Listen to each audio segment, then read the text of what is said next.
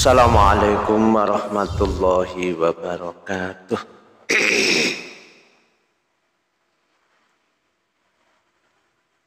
Bismillah, alhamdulillah, assalatu wassalamu ala rasulillah wa ala alihi wa ashabihi wa man tabi'alah. La haula wa la quwwata illa billah. Usikum wa nafsi bitaqwallahi faqad fazal muttaqun. Amma ba'du. Hadirin wal hadirat jamaah rahimani wa rahimakumullah.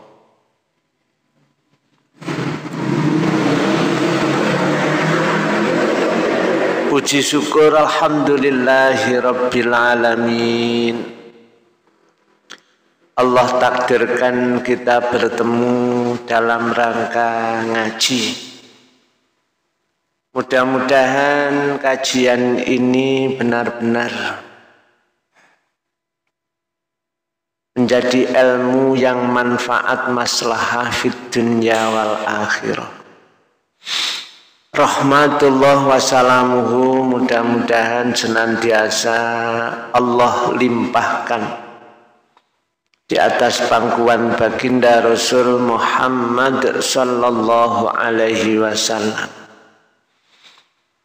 Yang ketiga kalinya kita lanjutkan pembacaan Shahih Fiqhus Sunnah halaman 996.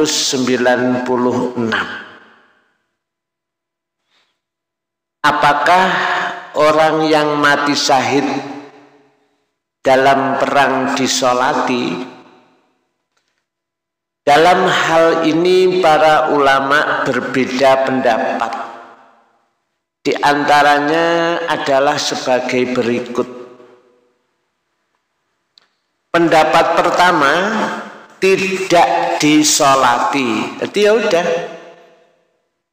saat perang kemudian terbunuh di medan pertempuran, ya udah langsung dimakamkan saja tanpa dimandikan, tanpa disolati, cukup dikafani.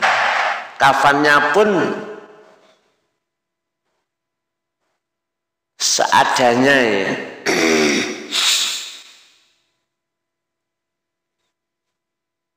Pendapat pertama tidak disolati. Ini merupakan pendapat Imam Malik. Imam Malik itu gurunya Imam Asy-Syafi'i. Termasuk Imam Syafi'i sendiri juga berpendapat tidak disolati. Kemudian Ishaq dan salah satu riwayat dari Ahmad, mereka berpedoman pada dalil-dalil sebagai berikut. Jadi tidak mensolati orang yang mati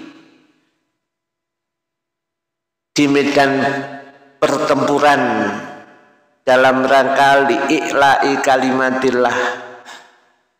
Dalil yang pertama tidak disolati hadis Jabir tentang para syuhada perang Uhud. Perang Uhud ini kan tukang panahnya Rasul yang diminta agar senantiasa di atas bukit Uhud, tidak boleh turun sebelum ada komando dari Nabi. Ternyata merasa perang itu sudah menang, kemudian yang di bawah itu ngumpulkan harta ghanimah, ternyata nggak tahan. Tukang panah yang harusnya bertahan di atas Uhud turun. Padahal orang-orang kafir Quraisy itu senantiasa mengintainya dari belakangnya. Tahu kalau tukang panah ini turun, mereka naik, tukang panah orang-orang kafir Quraisy, sehingga orang Islam banyak yang terbunuh. Rasul sendiri juga kena beberapa kalau nggak salah kakinya dan anggota badannya banyak yang terluka karena ada sebagian orang yang ditugasi Nabi sebelum ada kontak untuk turun tidak boleh turun, itu dilanggar. Maka pelanggaran dalam Islam itu kayak begitulah daruratnya, mandorotnya. Bahaya sekali kalau sampai kita melanggar. Dan Rasulullah memerintahkan para sahabat untuk mengubur orang-orang yang gugur bersamaan dengan darah-darah mereka. Jadi ya wis kadek dimandikan, glubrut, darah bersimbah darah sudah cukup, dikafani langsung dimakamkan tanpa dimandikan dan tanpa disolati. Itu dalil yang digunakan, dan itu hadis di dalam Sahih Bukhari, hadis yang ke-1343.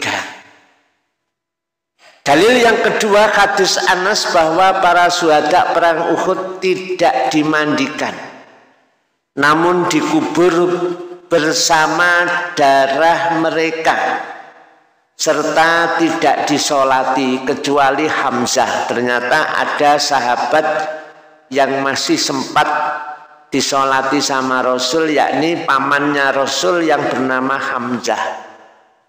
Ini juga syahid ya di dalam perang Uhud itu ya.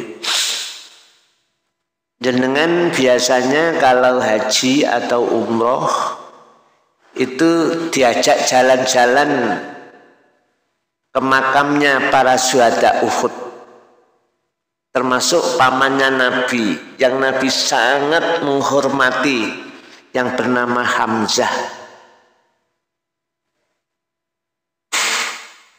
Itu makamnya temboknya itu anak sing ngambrol. Saat saya ke sana masih bisa melihat, saya melihat di dalamnya seperti apa. Tidak ada yang dikijing, dijungkup, tidak ada. Jadi kuburannya hanya dikasih batu bagian kepalanya saja. Ya udah, seperti itu. Tanpa dikijing, tanpa dijungkup. Tuh, kalau di Madinahnya Makbaroh Baqi itu ya, di sebelah kirinya Masjid Madinah itu kuburan Baqi itu ya seperti itu. Sahabat banyak yang dimakamkan di situ, juga makamnya ya tanpa dikijing, tanpa dicungkup, tanpa dikubah, enggak ya. Hadis yang ketiga, yakni hadis Abu Barzah tentang terbunuhnya Julaibib. Ia berkata, lalu Rasulullah meletakkan jenazah itu di kedua tangannya, dibopong ya sama Nabi. Tidak ada ranjang, yang ada hanyalah kedua tangan Rasulullah. Dikatakan kemudian digali kuburan untuknya, lalu dikuburlah ia. Tidak disebutkan bahwa ia dimandikan langsung ya. saat dikabarkan Julaibib wafat, kemudian Rasul sing mangku jenazah, sahabat yang lain menggali kubur, selesai digali kubur langsung dimasukkan ke liang kubur. Ya, kini kira-kira nek enak wong mati derajatnya seperti itu, wih, mbuh diapakno kuburane. Itu pendapat pertama ya. Sekarang pendapat kedua. Jadi pendapat itu semuanya ada dalil ya. Jadi jenengan bisa pakai pendapat yang pertama atau yang kedua. Pendapat kedua, orang-orang yang gugur akibat perang fisabilillah disolati. Nyolati yang penting punya dalil. Kalau yang tidak nyolati tadi dalilnya 3. Ini dalilnya yang pertama, hadis Saddah bin Al-Hab. Ada seorang laki-laki Badui yang datang menemui Nabi Shallallahu Alaihi Wasallam, kemudian beriman kepadanya dan menjadi pengikutnya. Lalu disebutkan dalam hadis tersebut, tidak lama setelah itu ia berangkat dan berperang melawan musuh. Kemudian didatangkan kepada Nabi dalam keadaan menanggung beban. Ia terkena panah di tempat yang ia tunjukkan. Maka Nabi bersabda, apakah ia adalah orang Badui itu? Mereka menjawab, iya. Lalu Nabi melanjutkan, Maha benar Allah, dan ia membenarkannya. Kemudian Nabi mengkafani mayatnya dengan jubahnya. Jadi dikafani dengan jubahnya dan mengedepankannya, lalu mensolatinya. Lalu Nabi pun berdoa, ya Allah, hambamu ini telah keluar dan berjuang di jalanmu, lalu mati syahid. Saya menjadi saksi atas hal itu. Jadi di samping disolati, Nabi doanya kayak gitu. Maka nanti kalau tak terjadi pertempuran di kita, ya seperti itu ya. Jadi kita kalau mensolatinya, dalilnya itu. Kalau ternyata nggak mungkin kita mensolatinya, ya dalilnya yang di atas tadi. Jadi yang tidak mensolati tadi hadisnya dari Sahih Bukhari ya, hadis yang ke-1343. Sedangkan yang mensolati hadisnya tidak sahih dan hadisnya dihasankan oleh Al-Albani. Hadis riwayat Abu Dawud yang ke-3137 dan ditambah olehnya Hakim dalam hadis yang ke-520.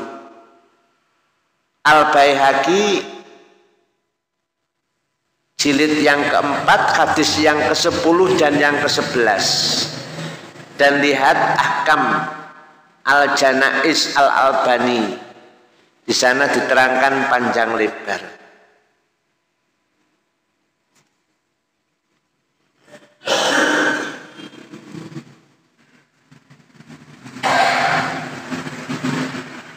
Itu tadi, jadi saat meninggalnya orang Badui itu,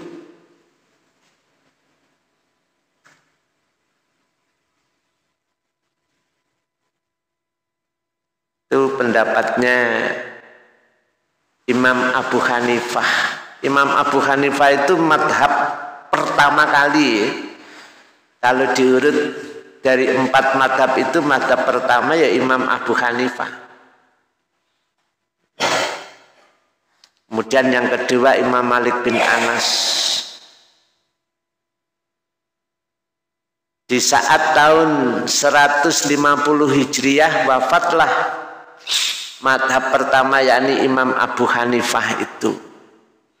Dan lahir ulama besar yakni Imam Asy-Syafi'i. Tadi pendapatnya yang termasuk berpendapat tidak disolati.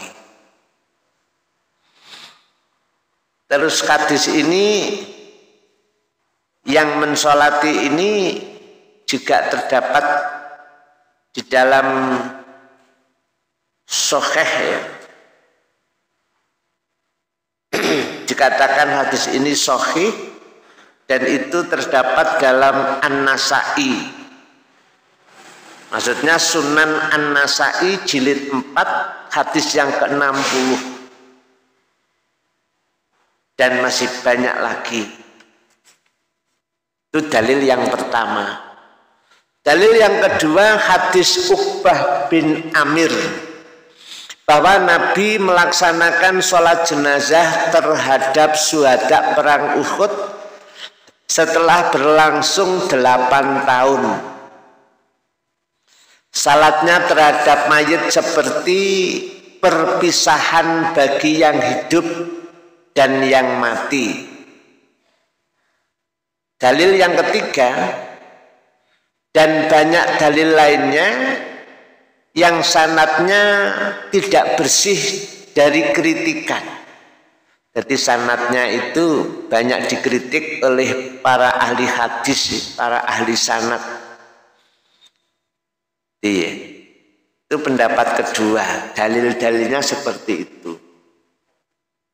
Pendapat yang ketiga, yang lebih jelas dan yang lebih saya pilih adalah bahwasanya dibolehkan untuk melakukan sholat dan boleh pula untuk tidak melakukan, yakni meninggalkannya, gak nyolati. Jika mensolatinya maka hal itu adalah baik, dan jika meninggalkannya maka hal itu juga terhitung baik. Ini adalah pendapat Ibnu Hazm. Ingat ya Ibnu Hazm. Ibnu Hazm itu imam besar yang ada di Spanyol ya. Yang demikian merupakan salah satu riwayat dari Imam Ahmad yang dibenarkan oleh Ibnul Qayyim. Ibnul Qayyim ini muridnya Ibnu Taimiyah yang dikabarkan atau dianggap Wahabi. Padahal dalilnya lengkap, Quran Sunnah, madhab para imam itu diangkat. Diandekan nuduh Wahabi itu ya kayaknya nggak bagus ya. Kalau kita ngaji Quran Sunnah, andekan dituduh Wahabi ya jawab saja iya. Kalau memang yang dituduh Wahabi itu Quran Sunnah, sayalah orangnya. Dia. Dengan demikian diperbolehkan mengamalkan semua nas-nas yang ada. Jadi mengamalkan tidak mensolati ada nasnya, mensolati ada nasnya. Kemudian si penulis buku ini memilih pendapat yang ketiga, yang lebih jelas dan yang lebih saya pilih adalah bahwasanya dibolehkan itu tadi, tidak mensolati. Yang penting punya dalil itu ya. Enek dalile ya udah, kita beramal berdasarkan dalil, bukan berdasarkan kelompok atau golongan, bukan. Nah, di sini sudah ditunjukkan semua dalil-dalil bolehnya menyolati, bolehnya tidak menyolati. Gimana? Kita lanjut. Dengan demikian diperbolehkan mengamalkan semua nas-nas yang ada faedah. Adapun syahid yang bukan karena berperang, jadi gunungnya sing dhuwur iku longsor. Pas ngaji ini kena longsor, mati kabeh, itu namanya syahid. Tapi tidak di dalam medan pertempuran. Adapun syahid yang bukan karena peperangan, maka ia diperlakukan sebagaimana kematian yang lain. Maksudnya dirawat seperti yang kemarin sudah kita peragakan, kita praktek bersama-sama, cara memandikan, mengkafankan, mensolati, sin gurung praktek ngubur. Iya. Jadi walaupun mati syahid, termasuk sakit perut itu ya. Terus kemudian mati itu kan termasuk syahid ya. Saat melahirkan kemudian wafat itu termasuk syahid. Istilahnya kena taun itu kan juga termasuk ya. Cuman kita itu mengamalkan dua hal itu kadang-kadang gak telaten. Jadi kadang-kadang kita itu kurang tawakal. Kadang-kadang wis tawakal tapi gak ikhtiar. Jadi Abu Bakar Jabir Al-Jazairi itu termasuk sebuah dosa karena dia telah bermaksiat dan dia adalah termasuk orang fasik. Jadi mikir tawakal tok gak ono ikhtiar. Dan sebaliknya hanya ikhtiar tok tanpa tawakal itu mengarah kepada kesyirikan. Ya kadang-kadang sudah masuk syirik. Jadi menganggap kalau sudah ikhtiar mesti. Nah ini loh, ada mestinya itu loh. Ya nggak boleh ya. Jadi tawakal dan ikhtiar itu memang satu paket. Saat ada to'un itu bahasa Jawa ini begebluk. Nek bahasane wong saiki virus corona. Terus ono maneh virus Omikron. Gerung mari muncul lagi virus namanya Deltacron. Ya, saat kita ya mudah-mudahan Allah selamatkan ya. Tapi andaikan kita terjangkit itu, kita itu sumeleh, tawakal kehadirat Allah Subhanahu wa Ta'ala, tapi sama sekali tidak meninggalkan ikhtiar. Itu satu paket memang. Ya. Makanya kita berangkat ngaji ya, nang Wonosalam tawakal. Tapi ya tetap gawe apa-apa masker. Masalah itu ikhtiar kita. Dan itu satu paket memang harus diamalkan oleh kita. Ya. Tempo hari Kediri sudah zona merah, Wonosalam ini masih zona hijau. Tapi tidak lama kemudian zona kuning Wonosalam. Sekarang zona ini balik nang hijau apa malah abang apa panggah kuning saya tidak tahu. Ya, itu bentuk-bentuk mati syahid yang tidak di dalam pertempuran dan tidak di dalam medan pertempuran, maka syahid yang di luar itu tetap dirawat biasa. Tapi kalau syahid di pertempuran itu tadi walaupun perlumuran darah dipangku karo Nabi langsung ya setelah. Jadi oleh mangku Nabi dekat dengan penggalian kubur. Kuburnya mari langsung dimasukkan ke kuburan.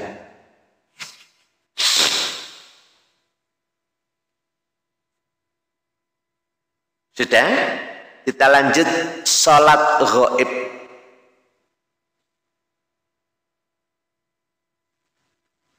Ya, kita perhatikan dengan seksama. Dalam hal sholat ghaib, pendapat para ulama terbagi menjadi 3. Sama dengan sholat orang yang mati syahid tadi ya, syahid perang maksudnya. 1, sholat ghaib itu dibolehkan. Ini merupakan pendapatnya Imam Asy-Syafi'i dan Imam Ahmad. Dalam salah satu riwayat, sandaran untuk pendapat ini adalah bahwa Nabi mengkhabarkan kematian An-Najasyi, Raja Najasyi. Raja Najasyi itu wong ndi to? Orang mana Raja Najasyi? Itu orang Habasyah. Itu Raja Najasyi. Nabi mengkhabarkan saat Raja Najasyi mati, Nabi mengkhabarkan kepada para sahabat pada hari kematiannya. Jadi pada hari itu Nabi mendengar kabar kalau Raja Najasyi itu meninggal. Lalu beliau keluar menuju musola, kemudian bertakbir 4 takbir. Berarti dia melaksanakan sholat ghaib. Tapi untuk Raja Najasyi di Habasyah, di negeri itu belum ada orang Islam ya. Tapi Nabi itu kan telaten gitu ya. Dakwahnya kirim surat anggone rojo-rojo kafir, diajak untuk beriman kepada Allah, beriman kepada Rasulullah, dan seterusnya. Kalau beriman, kemudian dia Islam, ya, sama Nabi, Raja Najasyi itu disolati. Karena di negerinya belum ada orang yang mensolati. Karena Raja Najasyi itu masuk Islam, cuman ya seuwuh pakewuh ya karo rakyate, karo menteri-menteri ini iku sik rada ewuh pakewuh. Sehingga belum terang-terangan kalau dirinya memeluk agama Islam belum. Tapi Nabi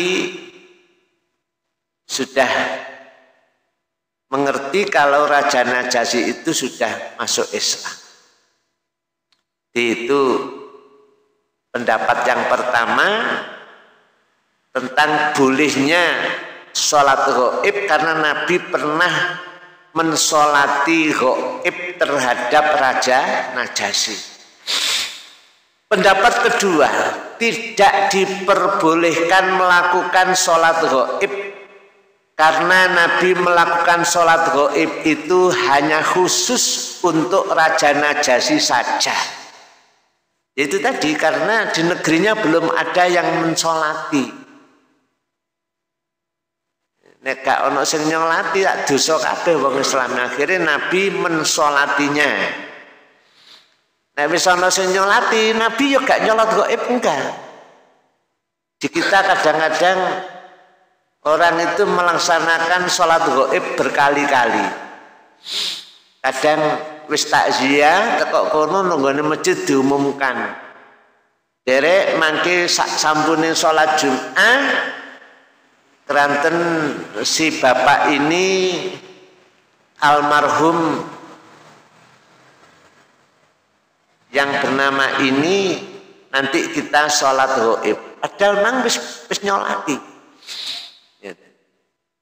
Padahal Raja Najasyi itu dilaksanakan sholat gaib karena di negerinya belum ada yang merawat dan belum ada yang mensolati, maka Nabi mensolatinya. Iya. Ini pendapat yang kedua. Tidak diperbolehkan melakukan sholat gaib. Bahasanya tegas ya. Tidak diperbolehkan melakukan sholat gaib.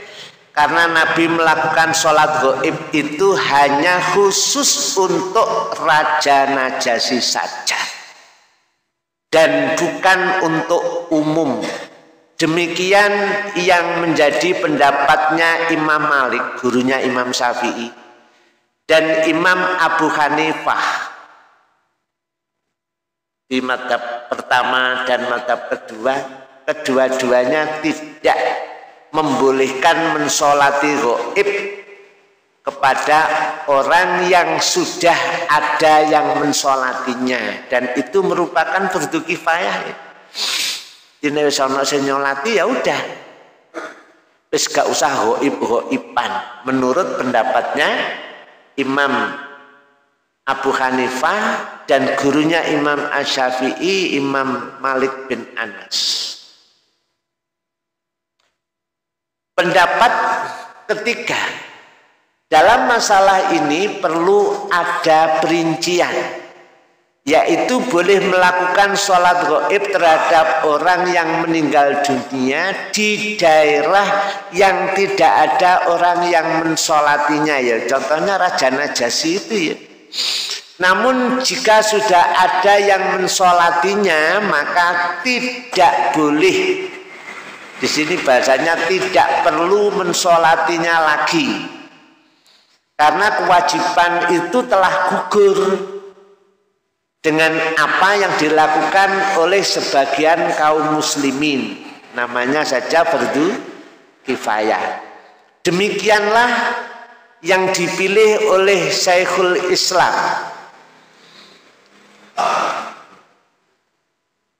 dan juga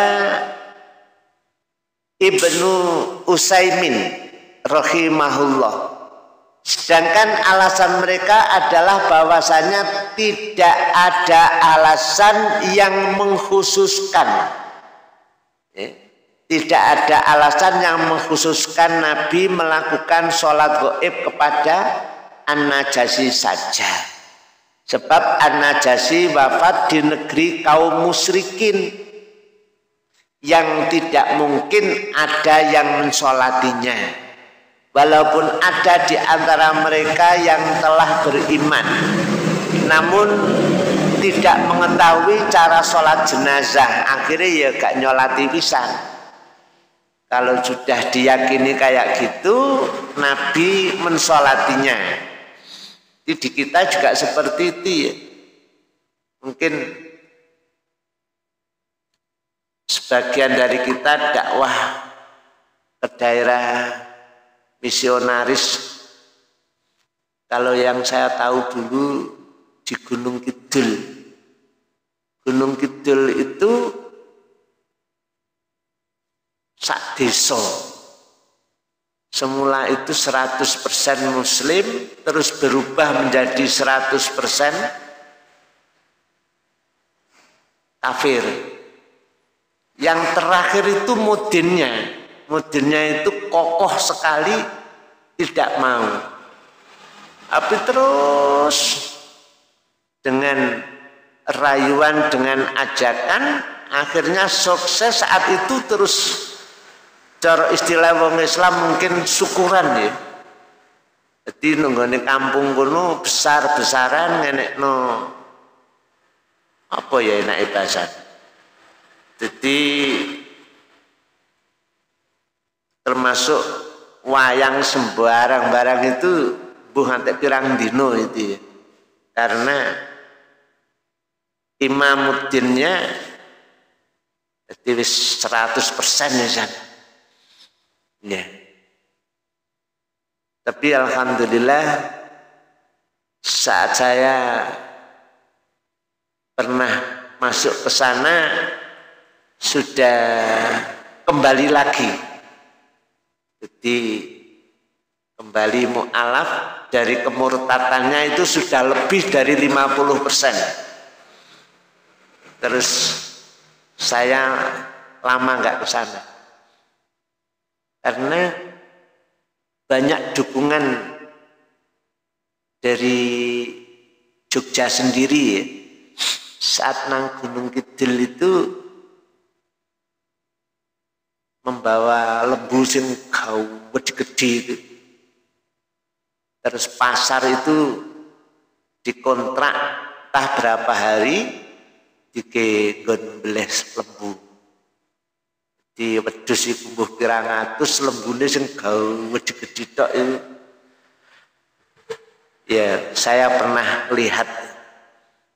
Ya, baru sekali saat ngaji, memang acaranya tabligh akbar. Itu orangnya sekitar 15.000. Jadi ditaruh nang lapangan itu sik ambir-ambir.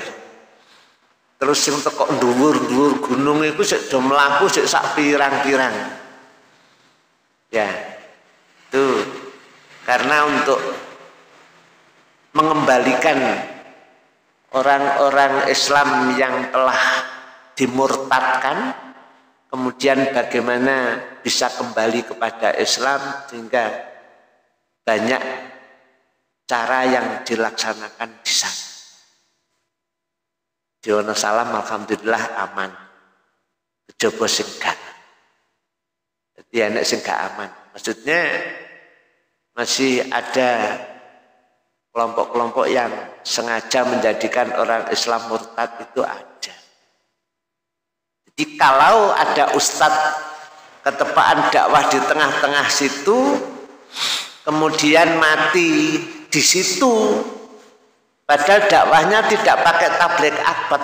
Pakai tabligh akbar itu yang datang itu sudah muslim ribuan itu. Ya. Andaikan datang ke situ,